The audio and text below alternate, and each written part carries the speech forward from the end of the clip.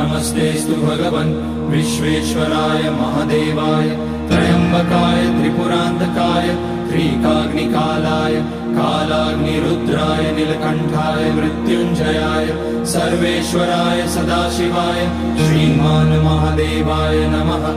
ॐ नमः शम्भवाय च मयोभवाय च नमः शङ्कराय च मयस्कराय च नमः शिवाय च शिवतराय च।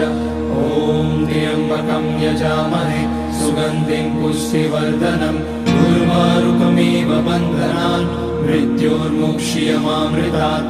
नागेन्द्रहाराय त्रिलोचनाय भस्माङ्गराय महेश्वराय नित्याय शुद्धाय दिगम्बराय तस्मै नकाराय नमः शिवाय।